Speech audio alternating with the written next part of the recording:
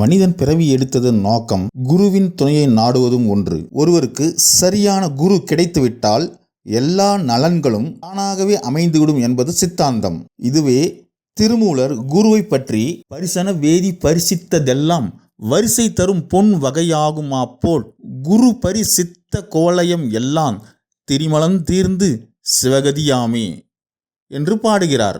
இங்கு பரிசன வேதி என்பது பொன்னாக்கு மருந்து, அதாவது பொன் போன்று மாற்றுவது. அந்த காலத்தில் பரிசன வேதி என்னும் மருந்தை குளிகை என்று கூறுவர். இந்த குளிகை என்பது, அதாவது பரிசன வேதி எந்த பொருளில் படுகிறதோ அந்த பொருளை முற்றிலும் பொன்னாக்கிவிடும். அதுபோல குரு தொட்டவர்கள் எல்லாம் மும்மலம் அகன்று சிவனாகி சிவனடி கீழ் இருப்பர் என்று கூறுகிறார்.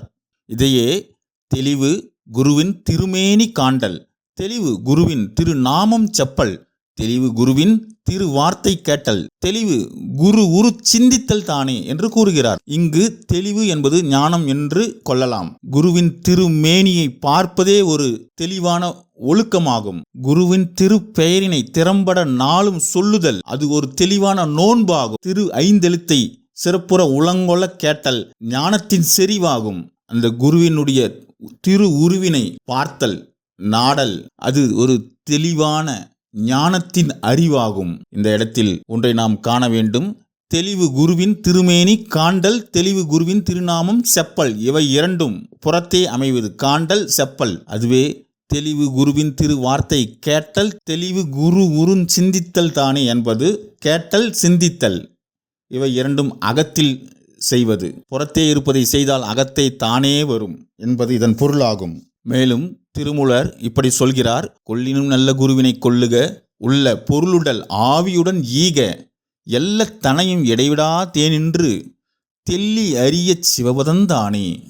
உயர்வு நெறியை காட்டும் அந்த சிவ குருவினை ஆராய்ந்து அந்த சிவ குருவினுடைய உடல் உயிர் உடைமை இது மூன்றையும் ஒருங்கே அவன் நிழல் போல எத்தனை காலமும் அவனை விட்டு நீங்காது அவன் உடனேயே இருந்து அவன் அருளால் பொருள் உண்மையை தத்துவத்தை உணர்ந்தவர் சிவனடி சேர்வர் என்று கூறுகிறார். இந்த பாடல்கள் மூலம் சிவ தலங்களுக்கு செல்வது குரு கிடைப்பதற்கென்று புலப்படுகிறது. ஒருவருக்கு தானே வருவதுதான் வாய்ப்பு என்று கூறுவர். குருவானவர் தாமே வலிய வந்து ஆட்கொள்வது அரிய வாய்ப்பு. அந்த அரிய வாய்ப்பு மூர்த்தி தலம் தீர்த்தம் முதலான செயல்களின் வாயிலாக கிடைக்கும். எனவே சிவ தலங்களுக்கு சென்று தீர்த்தமாடி மூர்த்தி வழிபாடு செய்தால் ஆண்டவனே குருவாக வருவார் என்பது இதன் மூலம் புலனாகும். மூர்த்தி தலம் தீர்த்தம் இந்த மூன்றும் ஒன்றுக்கொன்று சம்பந்தம் உடையவை. மேன்மைக்குள் செய்வ நீதி விளங்குக உலகமெல்லாம்.